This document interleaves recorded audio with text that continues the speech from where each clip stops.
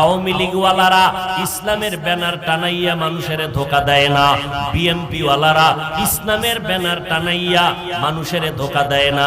তারা বলে না আমরা ইসলামের ব্যানার লাগাইছি, আসো আমরা ইসলাম কায়েম করব। আওয়ামী লীগওয়ালারাও বলে না। অতএব তাদের নিয়ে টেনশন নাই, টেনশন আমাদের তাদেরকে নিয়ে যারা ইসলামের ব্যানার টানাইয়া আবার বলে আমি মাওলানা, আমি বড় ডক্টর, আমি বড় একজন আলেম, আলেমের নাম নিয়া বক্তা হইয়া চেয়ারে বৈশা উম্মতের সামনে বয়ান করে কয় নবীরাও ভুল করেছেন, আল্লাহ নবীদের দিয়া ভুল করাইছেন।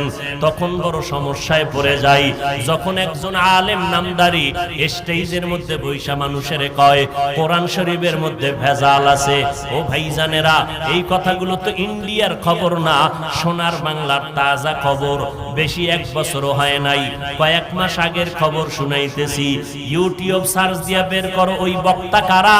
এই ময়দানে আইসা বলে কাজা নামাজ পড়া লাগবে না, বক্তা হইয়া বলে নফল ইবাদত লাগবে না, বক্তা হইয়া বলে জুমার আগে সুন্নাত লাগবে না, বক্তা হইয়া সাধারণ মানুষের বয়ান দিয়া বলে বেশি বেশি নফল ইবাদতের দরকার নাই। এইভাবে কথা বলিয়া বলিয়া উম্মতের বিভ্রান্ত করে। আমাদের টেনশন হলো ইসলামের ব্যানারওয়ালা ধোঁকাবাজ মুনাফিকের নিয়া। ১৫০০ বছর আগে মদিনাওয়ালা নবী বলছেন এই উম্মতেরা আলেম দেখলে যাইও না, সাবধান। এই জমিনের মধ্যে একদল উলামা থাকবে চূড়ান্ত খারাপ, আর একদল উলামা থাকবে চূড়ান্ত ভালো। ক্বালান নবিয়্যু সাল্লাল্লাহু আলাইহি ওয়া আলিহি ওয়া সাল্লাম আলা ইন্না শাররাশ শাররি শিরারুল উলামা ওয়া ইন্না খায়রাল খিয়ারি খিয়ারুল উলামা। দুনিয়াতে খারাপের তুলনায় সবথেকে খারাপ হলো উলামা, আবার ভালোর তুলনায় সবথেকে ভালো হলো উলামা। যারা খারাপ তাদেরকে বলে বাতিল, আর যারা ভালো তাদেরকে বলে আহলে হক। অতএব উলামাদেরকে লাগবে। উলামা কেরাম ছাড়া আমল করা যাবে না, উলামায়ে কেরাম ছাড়া নিজের অন্তর ধোলাই করা যাবে না, নবীর আদর্শ খুঁজে পাওয়া যাবে না। তবে খবরদার উলামাদের কাছে যাইতে গিয়া বাতিলের কাছে যেন না যাই। সাবধান সাবধান, যারা কাজা নামাজ লাগবে না বলে তারা বাতিল, যারা বলে বেশি নফল ইবাদত লাগবে না তারা বাতিল, যারা বলে বিতরের নামাজ লাগবে না তারা বাতিল। যেই বক্তা আলেম বলে নবীরা ভুল করেছেন, আল্লাহ নবীদেরকে দিয়া ভুল করাইছেন, সন্দেহ নাই এই আলেম নামের রাসূলের হাদিস মতে আহলে বাতিল।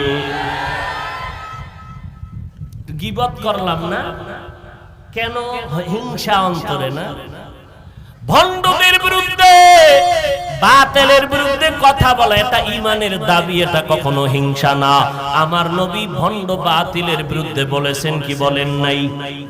অতএব বাতিলের বিরুদ্ধে। আরে কি কয় কোরআন শরীফের মধ্যে অনেক ভেজাল।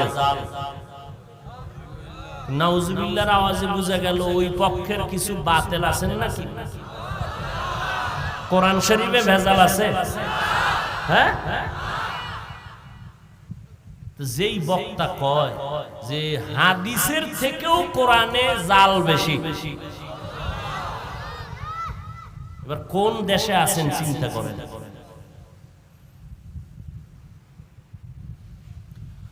হায় হায়, আল্লাহ হেদায়েত দান করুন। এরে নবীরা আশিক, এজন্য উলামায়ে আহলে হক কেমনে বুঝবেন কারা হক আর বাতিল? চিনা যায় না, কারণ সিটিগোলার স্বর্ণের কালারের মতো সব এক, ডিজাইনও এক।